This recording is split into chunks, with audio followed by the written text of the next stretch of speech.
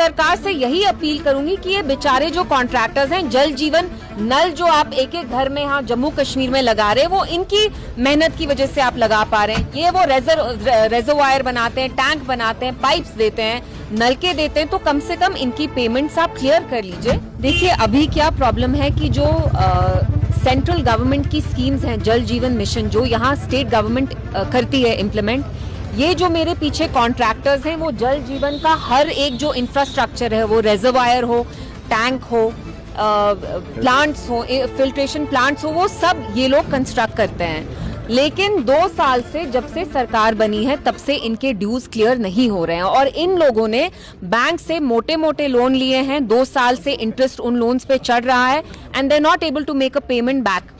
जो यहाँ की सरकार है, जम्मू कश्मीर सरकार में, उनने इनको कहा है कि हम एक MOU साइन करेंगे जिसके बाद आपके ड्यूज क्लियर होंगे।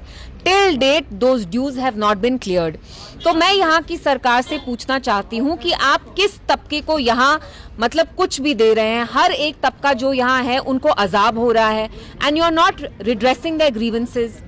ये लोग यहाँ कितने दिन से आप प्रोटेस्ट कर रहे हैं? 5वां दिन है इनका यहाँ प्रोटेस्ट। हम आए, शायद इंजीनियर रशीद साहब के भाई आए, लंगेट के MLA जो हैं, उसके अलावा सरकार से वहीद साहब जो MLA पुलवामा है वो भी आए। बाकी यहाँ सरकार से कोई नहीं आया है कोई नहीं। सो हम यहाँ पॉलिटिक्स करने नहीं आए। ये मुझे 2 दिन से फोन कर रहे थे। मैं भी इस इशू को पॉलिटिसाइज नहीं करना चाहती हूँ। मैं सरकार से स्कैम था, उसमें इनकी क्या गलती है?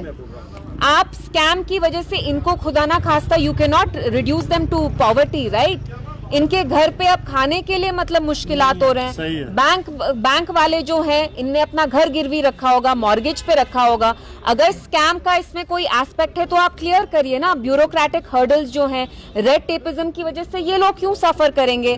और ये कश्मीर के ही लोग नहीं है, जम्मू से भी यहाँ पे हमारे कॉन्ट्रैक्टर्स हैं, ये सब आपस में सफर कर रहे हैं। तो स्कैम कहीं है, आप हमें बताइए। आप सरकार में हैं, आप देखिए स्कैम कहाँ है। ये लोग फ्रॉडस्टर थोड़ी ना है ना, चोर थोड़ी ना है, खुदा ना खास्ता। गवर्नमेंट ने कोई कमेटी बनाई है जो इनके फंड्स को अपडेट? तो कितने साल से कमेटी बन रही है? ये मुझे कह रहे हैं कि जब से LG साहब का वो खत्म हुआ है, जब से यहाँ इलेक्टेड सरकार आई है, तब से इनके ड्यूज क्लियर नहीं हो रहे हैं। All the Omar Abdullah government has to do is to sign an MOU with the government of India.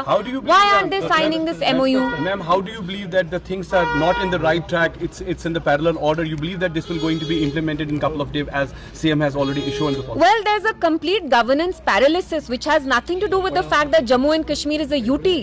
It has nothing to do with the fact कि आप इतना गवर्नेंस डेफिसिट कर रहे हैं। उमर साहब यहाँ एडमिनिस्ट्रेशन में टोटली उनकी सरकार जीरो है।